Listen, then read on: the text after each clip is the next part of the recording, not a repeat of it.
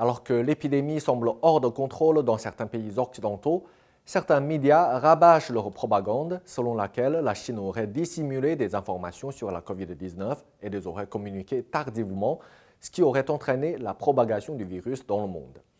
Ces accusations s'avèrent d'autant plus gratuites et fielleuses que l'on dispose aujourd'hui d'assez de recul pour apprécier la gestion chinoise de l'épidémie. Comme ces allégations se basent sur des mensonges, il est bon de rappeler certains faits. Le 27 décembre 2019, la docteure Zhang Jixian a rapporté les premiers cas suspects d'une pneumonie atypique, ce qui a fait d'elle la véritable lanceuse d'alerte de la maladie qui a été nommée ultérieurement COVID-19.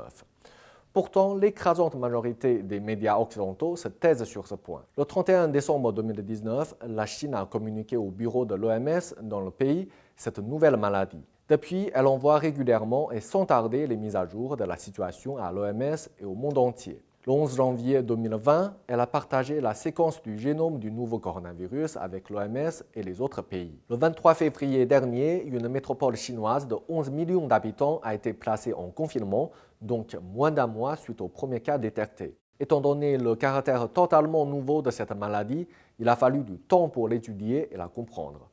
On ne déclare pas une épidémie dès la découverte du virus, d'autant plus que ce dernier est, on ne l'a su qu'a posteriori, particulièrement insidieux. Si des sceptiques trouvent ce laps de temps trop long, je les invite à regarder ailleurs pour relativiser.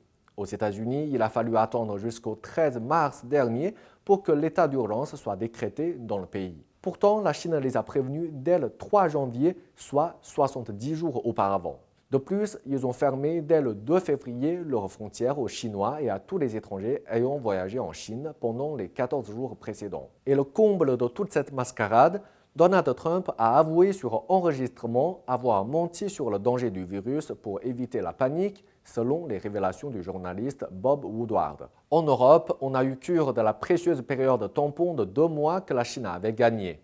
Au lieu d'en profiter pour se préparer à la lutte contre l'épidémie, on se gaussait des Chinois et de leur système politique, on parlait des Italiens sur un ton condescendant alors même que le fléau est arrivé à sa porte. On a débattu des mois et des mois encore de l'utilité du port du masque, pourtant en disposant de toutes les informations nécessaires en main. On a longtemps hésité entre rigueur des restrictions, économie et liberté individuelle pour mettre en place des mesures sanitaires. Et après tout cela, on dit que c'est de la faute des Chinois avec leur cachotterie.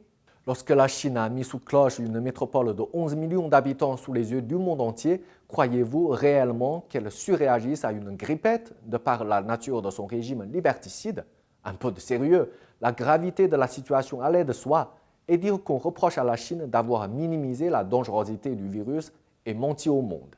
Le célèbre virologue allemand Alexander Kekulé a récemment déclaré à la chaîne de télévision allemande ZDF que 99,5% des cas dans le monde pourraient remonter à une souche plus virulente appelée le mutant G qui s'est développé dans le nord de l'Italie, et d'ajouter que le point de départ de la pandémie mondiale n'était pas en Chine. Il a ensuite souligné que le virus n'avait pas été arrêté malgré les avertissements de la Chine et qu'il aurait suffi d'utiliser les méthodes de cette dernière qui n'avaient pas été prises en considération. Aujourd'hui, avec autant de recul, un certain nombre de médias occidentaux, vautrés dans le politiquement correct, refusent toujours d'y voir plus clair. La Chine représente un bouc émissaire idéal pour être accusé de tous les maux. Cela les évite de s'interroger sur les failles de leur société et les défaillances de leur système politique.